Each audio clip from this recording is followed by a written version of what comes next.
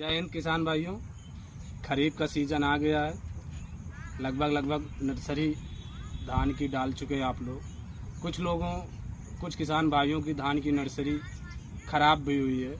उसमें germination percentage कम हो गया है, टेम्परेचर रेज करने की वजह से या किसी और कारण से। तो आज हम धान के विषय में कुछ चर्चाएं करेंगे आपसे।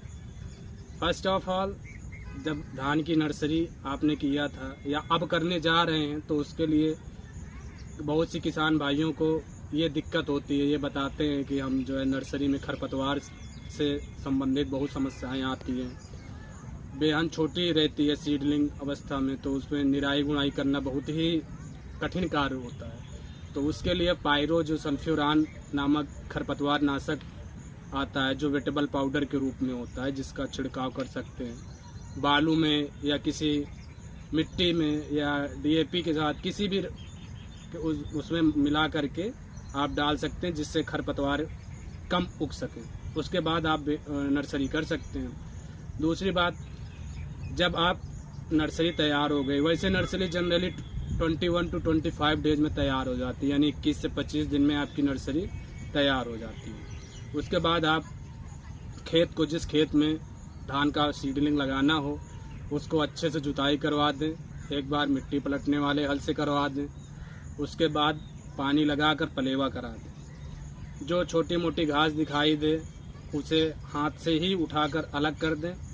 धान की सीडलिंग लगाते समय इस बात का ध्यान रखें कि उसमें पानी की पर्याप्त मात्रा हो, जिससे हम खरपतवार नाशी का उपयोग कर सकें। जैसे ही हम सीडलिंग का उपयोग फील्ड पे करते हैं, यानी हमारी रोपाई खत्म हो जाती है, उसके 24 घंटे के अंदर प्रेटिलाक्लोर नामक रस खरपतवार नाशी या भूटाक्लोर, जो मार्केट में मसेटी के नाम से प्रचलित है, उसको आप डाल सकते हैं। 24 घंटे के अंदर डालना आवश्यक है, नहीं तो अगर मिट्टी में दरार आ गई तो फिर वो खरपतवार नाशी आपके यूज में नहीं हो सकता है, यानी वो उससे खरपतवार नाशी से आपका फिर कंट्रोल नहीं होगा।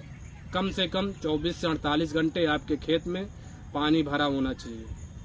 उसके बाद कुछ दिनों के बाद, जैसे दीमक लगने लगा या कोई और जो है कीटनाशक उस पर अटैक कर देते हैं, मोस्टली दीमक का ही अटैक होता है। वो क्या करते हैं, जहाँ से ये मान लिया सरफेस है, सरफेस के पास से ही काट देते हैं सीडलिंग को। 8-10 दिन की सीडलिंग हुई, खेत में पानी, ये कहाँ होता है, जिस खेत में पानी की समस्याएं होती है, पानी नहीं होता है, तो उसको सरफेस के पास से ही काट देता है। आप उसको इलाज नहीं हो सकते। उसके लिए आपको या तो पहले से जानकारी हो कि हमारे खेत में दीमक का प्रकोप है, तो फोरेट का उपयोग करते हैं पहले जुताई के समय ही।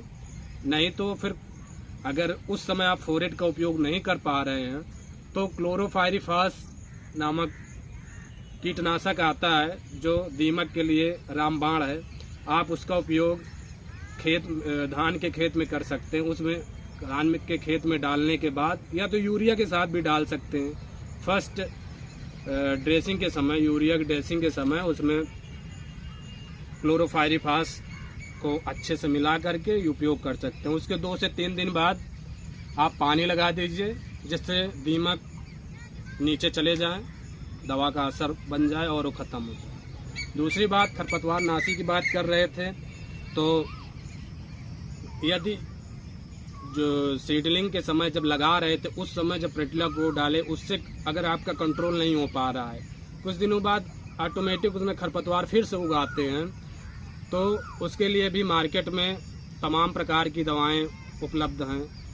आप किसी भी खरपतवार नाशी का उपयोग कर सकते हैं, उसको डाल सकते हैं, जिससे किसी भी प्रकार का उसमें व्यवधान न हो। या तो निराई गुणाई भी कर सकते हैं। उस समय पौधा जो है काफ़ी बड़ा हो जाता है, निराई गुणाई करने में आसानी होती है। तो आज हम आपको बस यही खरपतवार नाशी के विषय में चर्चा की। धन्यवाद।